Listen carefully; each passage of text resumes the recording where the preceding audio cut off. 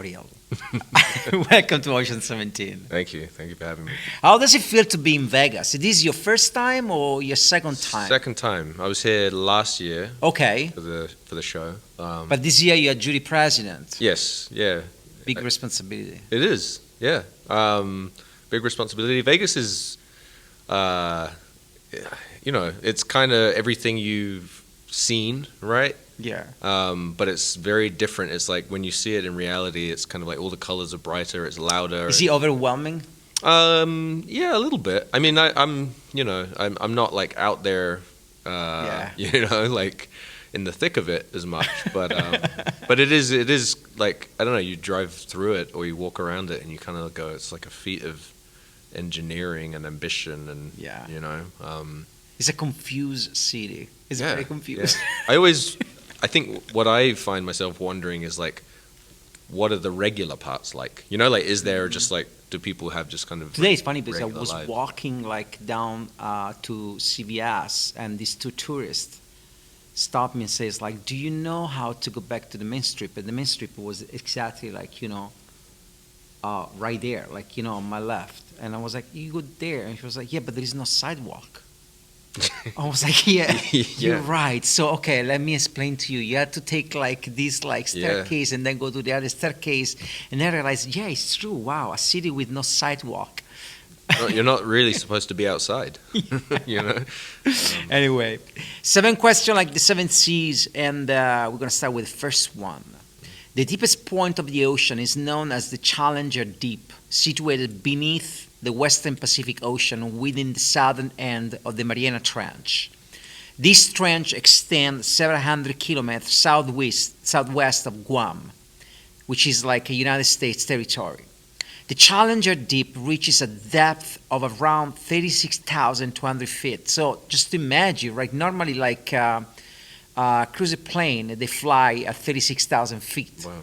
But instead of being in the sky, you are down deep into the ocean. Now envision this scenario. If you were offered the opportunity to descend into the Challenger Deep, touch its bottom, and then resurface with a single fragment of your professional journey that truly encapsulates your essence within the creative industry, what would that be? I kind of have an idea now that you told me like about your past. You have an idea. That's good because that's good because you don't. I'm trying to get over the fear of being 36,000 feet underwater. Well, let me help you. Yeah. Could it be like a fork? Mm-hmm. Or a knife? You were like a chef. Yeah. I would say a knife maybe if that's a fragment. Like it feels like something you could find down there. Because it was I think the first time. That I felt like I could have a career was before I knew anything about advertising. Mm-hmm. Was it was in kitchens, and it was kind of realizing that you're good at something, is a real moment, I think, because I hadn't had that realization really up until that point. As a chef, how do you realize this? I ask this, it might be a true damn question because it's so foreign to me. But as a chef, how do you realize, like, okay, I think I'm good at this? It can be just the way like someone cook, right? Like there must be some sort of like precise skills. Yeah, I mean, you rely so much on like feedback, right? Like in any, I think, job that requires you to kind of master a skill, but there's an element of creativity and there's an element of subjectivity as well. It's not maths or science, right? So for me, it was like a head chef. My head chef would maybe either stop yelling at me and just kind of, if I put food up on the pass or a dish up on the pass, like just the silent approval was kind of a sign that you're on the right track. And because chefs yell a lot. Yeah. If you're not doing it well. I think that was the thing about being in kitchens. So if you're not being told that it's wrong or it's shit, it's okay. Then you're generally on the right path. And then when you get a compliment from someone who's very mostly impossible to please, like that means a lot. I remember still very much when my head chef told me I was like I'd really like nailed this dish, you know? Like I was. What dish was it? It was like a kind of a classic. It was like duck à l'orange. Oh my God. You know, and so, but it would take you like, you know, days to prepare all the ingredients. Like it was very labor intensive, and you know, and I burnt so many like so many duck breasts to get there. You know, like I really, it took me a while, and then I remember putting this dish on the pass on a like busy night. And chef was just like, Is it true that the souffle is one of the hardest dishes to nail? I believe yes. I never actually had to do a souffle. The baking part and the kind of the technical side of cooking was always the bit that I struggled with and stayed away from. Like, you know, I could never be like a pastry chef where it's more of a science. That is more. You know, I realized, I think that I like the creative part, you know, where you've got an array of things in front of you and how you put them together is a little bit up to you, you know. That's awesome. So you will resurface, let's say, with a knife and a duck à l'orange. It's not bad. Coming out of the sea with like this. with a duck. Yeah. There is a song written by Neil Young titled "I Am the Ocean." It is written with the repetition of the words "I am." This is an excerpt of the song. I'm not present. I'm a duck that makes you dream. I'm an aerostar. I'm a cutlass supreme in the wrong lane, trying to turn against the flow. I'm the ocean. I'm the giant undertow. I'm the ocean. When asked about the meaning of the lyric, Neil Young answered, I just really kind of got caught up with this, in these things where everything just kept happening, and all I could do was just write it down, but it wasn't going backwards, so I just went forward. If you were to add the line that starts with I am to continue this song, what would it be? What would your verse be? I am in progress. You are in progress. You know? That's interesting. You see yourself like continuous in progress. Yeah, very much. Yeah. You know, I think I maybe have always felt just restless, you know, and easily bored. Could it be that your being progress could in the future like foresee like kind of the switch in career, that maybe you like, you know, you abandon advertising and pick up something else? Yeah, for Very sure. much. Because I think like I realize I get to a point where I'm like, okay, I've done the things that I wanted to do. I need to Do something else. I need to do something else, or I just need to keep learning. And Right. you know, thankfully, I've kind of found a career in an industry where you do keep learning and you keep being challenged, right? And you know, my role now is full of new challenges. So I think, you know, it could be a long time before I hit that point where I'm like, okay, done it all. What's next? But I do like the feeling of constantly learning something new. Yeah. You know, like I get quite addicted to that. There's something truly like, you know, captivating about switching industry. Like, you know what I mean? Yeah. I think like it's when like you reach a point, as you say, where you say, okay, I'm done with this part of my life. I'm gonna go a whole different direction. Yeah. I have so much respect. At least for me, like, you know, the only thing I've done is just like writing Right. since I was a kid, and then advertising became like the natural step. Yeah. And I've been advertising ever since. So I never really had like a different career somewhere else. But maybe one day, maybe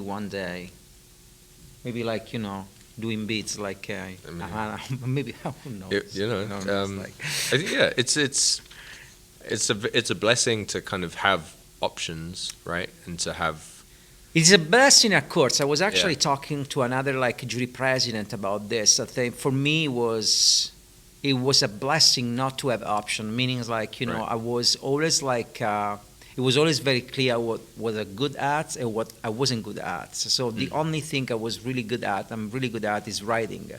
But there is like an infinite amount of things I'm really not good at, and I'm really bad. It's not even like say it's like no, I'm just really a disaster. So since I was a kid, the only thing I could have done is writing. There was nothing else. And that allowed me to focus all the energy into that. So it was literally like, I know what I do. I know why I'm here. Yep. This is my calling, and I just go for it. Yep. Sometimes I found that it's a cursing when you have multi-talent, Yes. and you can do a lot of different things, Yeah. but you never really pin down one thing and you go for it. Yeah. So it I know. depends. Yeah, I know that feeling. I feel like I probably fit more into that camp where. You probably have more, like multiple talents. I do a lot of. I like to do a lot of things for a little while. Of You know, course. like a couple of years ago, I got really into like woodworking and building stuff, and I spent hours in my garage, which I turned into a workshop, and and then I kind of like go, okay, I built some stuff, I'm pretty happy with it, move on, and try something else. Good. Just I don't know, it's kind of a restless curiosity. That's good. The 1980 was a time when creative landscapes, so to speak, were traversed frequently. A postmodernist flair dominated the art world, causing many artists to shift their focus from painting to filmmaking. In doing so, they left their creative realm to explore new horizons. One of the prominent figures who undertook this journey was Guy Van Sant, the unconventional director who shot like My Own Private Idaho, Drugstore Cowboys. He had a unique way of portraying like alienated teenagers, observing them to create like an unforgettable universe in his story. If you were to craft a movie centered around the world of advertising as you know it, as you experience, what would your point of entry be? Where would you start telling a story? Would you focus on the younger generation, the one like that is now working advertising, or would you start from the oldest generation of like different theme? I guess what Guy Van Sant did, they did very, very well. It was just he opened the door of like the generation of the moment. Like you see, it's like it started like in the 90s with River Phoenix and Matt Dillon, and like it's like, and then he had also like different phases, like the teenager suicidal like tendency with elephants, and like different. He had a trilogy of death. What would your entry point would be? I think it would be quite interesting to imagine the end of it. The end of it, because I think that then means that you don't know what's going to come after. You don't know what it looks like after that, and I'm kind of fascinated as to like what this industry will be in 10, 15 years time. Would you set it up in the day after he ended, advertising ended? Maybe, yeah. You go backwards, or you just like go forward from there, Well, we go from there. And because then I think you're talking about, it's not just a generational thing, it's just the questions that people would have to answer, are a little more fundamental and kind of foundational. Because I think we all feel sometimes like the ways that the current model of it may not be sustainable, Are you a type of person that found yourself often looking forward or backwards? Forward very much. Forward very much. Yeah. And I think that's, I've always been a little jealous of people who look back at their kind of high school era or their university era and like feel very nostalgic for it, and they were like, I had such a great time, I love school, can't wait for the reunion. And I'm like, I hated school, and I dropped out, and I tried college and failed multiple times, so I don't have in those kind of ways, I don't have that sense of like nostalgia to look, to look back on. I don't have. Do you have nostalgia for other things or not? No, I do have nostalgia for, I guess, a time in my life maybe when it was more simple,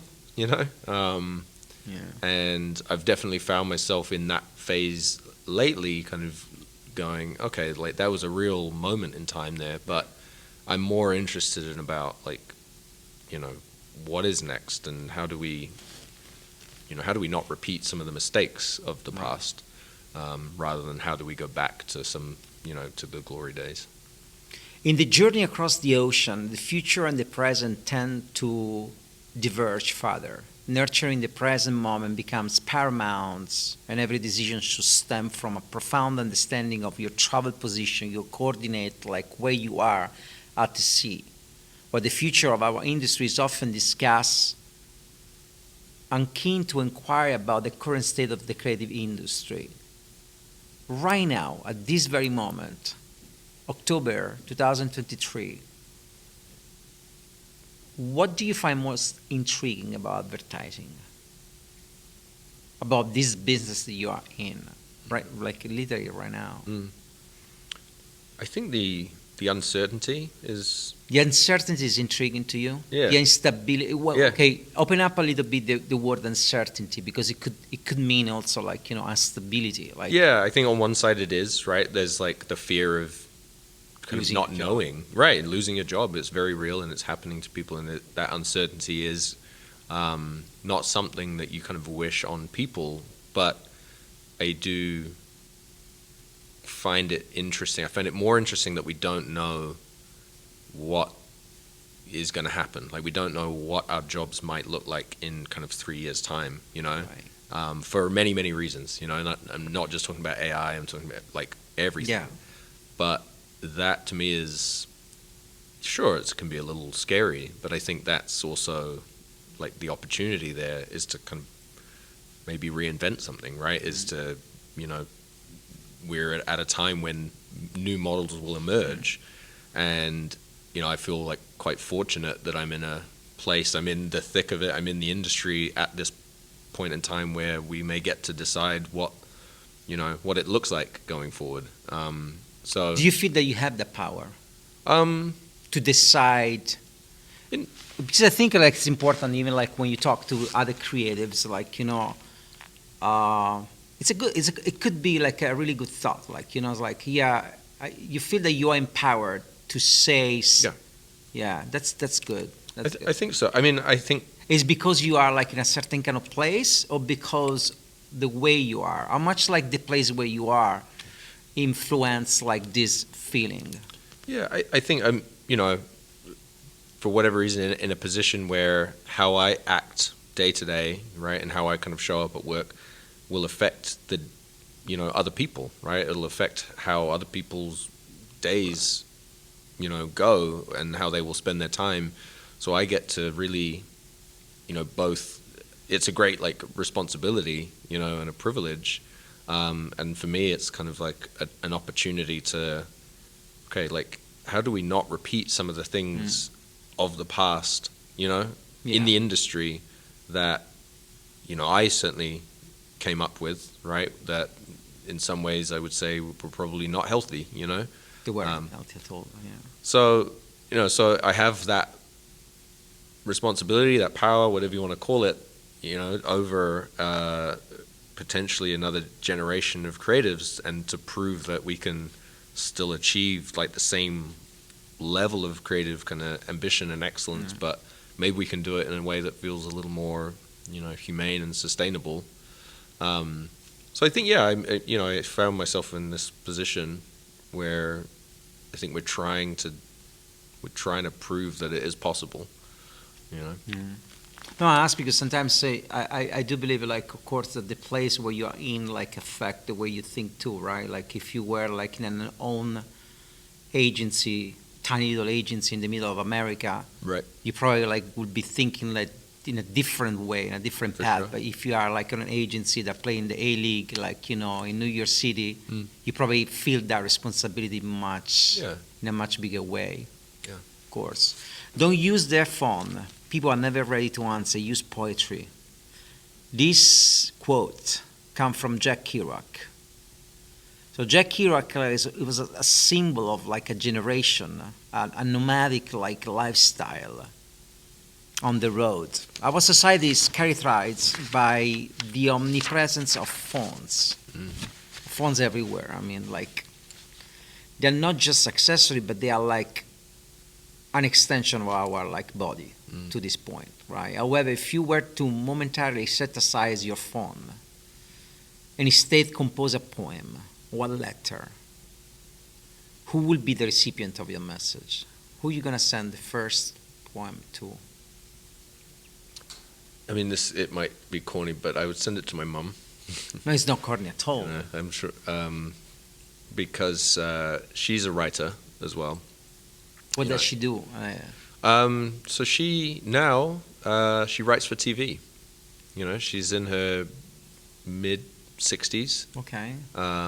She has written all her life, plays, poetry, scripts, but it's always been a thing that she's kind of had to do alongside the act of like raising a family, right? And it's only very much like later in her life that it all kind of opened up, and she now has the opportunity to be a professional writer for TV. She's written episodes of like EastEnders, which it's amazing. Yeah, and in her at a stage of life where I think most people would say, oh, if it hasn't happened, it's not going to happen.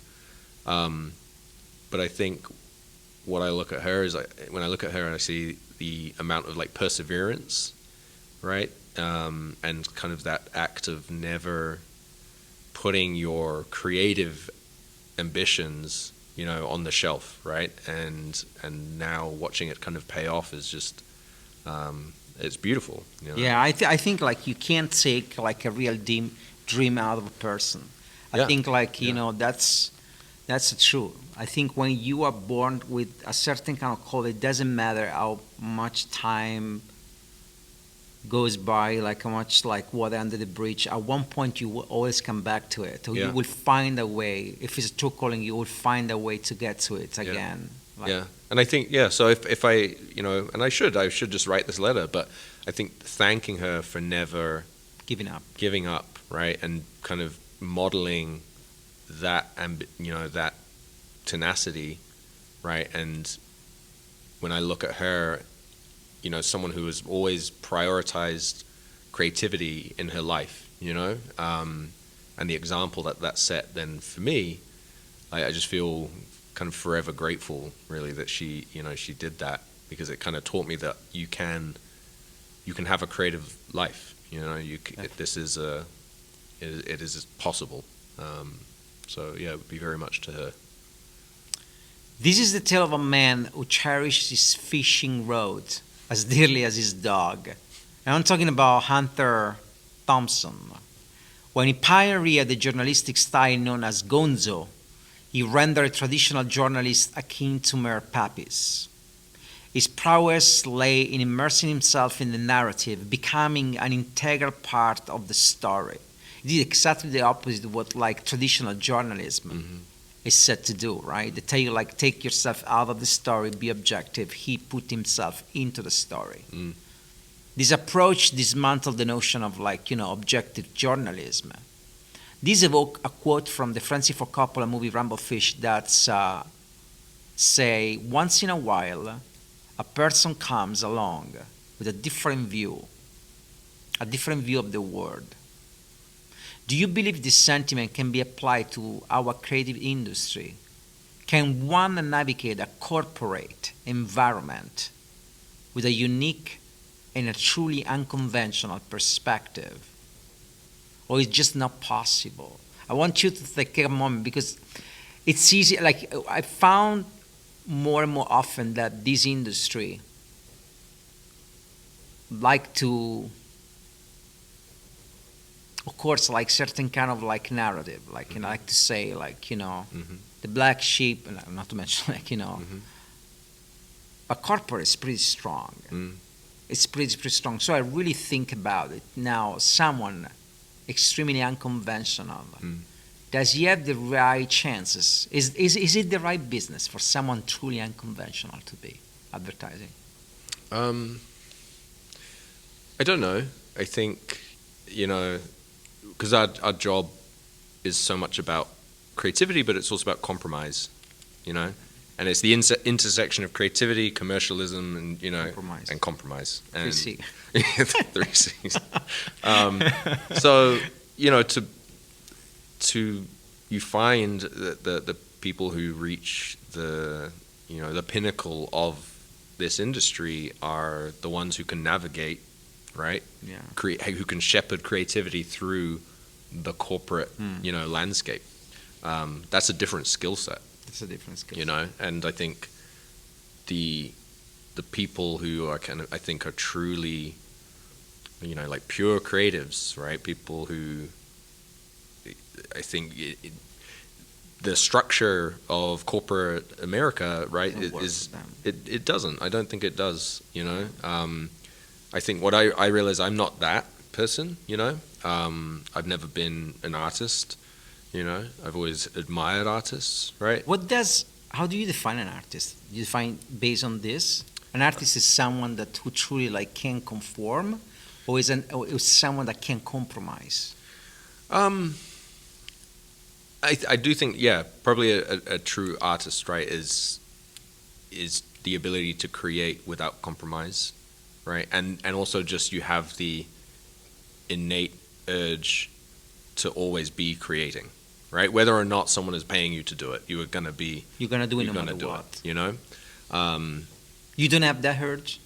I have an urge to always be making something, but I wouldn't say it was art, right? Like I like to, always be in the process of making something that I'm excited about, and whether that might be a campaign, but it might be, like 2 years ago I started an apparel brand, because I wanted to see if I could make it, 3 years ago I started a school, so it's not, I'm not, I wouldn't say I'm an artist in that way, but I do have the kind of almost constant need to be making something that I'm excited about. But you compromise. Yeah, I realize that there is a skill in being able to rally people around an idea, and making sure that people feel both ownership, and invested in an idea. And to do that, like they need to feel like they have, their voice heard, right? So yeah, I think for the people, the true kind of artists, this industry the idea of compromise and the restrictions that come with it can be a bit much, but we also have the ability to provide those people with a platform, right? Like we can kind of protect some of the truest artists from the worst of the corporate compromise, from the worst of the 3 C's, right? And we can give them a platform that otherwise, they may not get. That's a really good answer, man. I like that. The 3C, though. You hold the position of presiding over the radio and audio category. It's among the oldest category in the workshop circuits. Yet you remain profoundly captivating. There is a palpable tangibility that imagination assumes when words become the sole vessels sailing through your mind. You can't rely on images. How do you approach the evaluation of work in this category? What kind of criteria you employ? It's a good question. It's top of mind, right now, because I think the category is also changing like year to year, right? It is one of the most, like the oldest categories, but it's also like when you look at the work that we're judging, it's some of the most innovative, right? It's I think, what we've discussed and what I kind of hope to see is still the craft in its most traditional sense, or in its purest sense, right? Where it is all you have are, words and maybe some music and a microphone, right? And you can still convey a powerful idea, with a unique execution. I think we have to at least hold that skill up, so that it still remains something that people can aspire to. But I think it is also on us to like go with the category, go where the industry is going, right? Like radio it's also audio, it's also sound, it's also use of music. And all of those are just, ways to kind of paint, I guess, in this category that each year you get to add more to your palette. So I like to see how people are pushing the use of audio. But I think you also see people rushing to tech, quickly, right? And It's probably the oldest, an like, idea. to go back full circle to your first part of your career as a chef. I do believe it's like probably like the category that's closest like to culinary, like because if you think about it, when it's, I mean, there are dishes that they are like hundreds Yes. years old, yeah, but how you revise them, how you break the rule, how you repurpose them is what Yeah. make like great chef. Yeah. You know. yeah, And I think that's maybe this category more than any other, being like the oldest category, yeah, is how you reinvent it, how you revise this category. yeah. It's like learning, traditional French cooking, right? Learning the, Yeah. the fundamentals, But then you have, know, yeah, and then you watch you how interpret people it, interpret later on. But I think you still want to reward the fundamentals. of course. Um, Oriel, thank you so much for being part like of Ocean 17, and like when are you gonna fly back? we have a few more days, so I fly back on Monday. On Monday. Yeah, Oh, that's we've just started. So You just started. yeah, That's great, man. Like, thank you so much. Thank It was you. an ocean crossing. Fantastic. yeah, my pleasure. Thank you.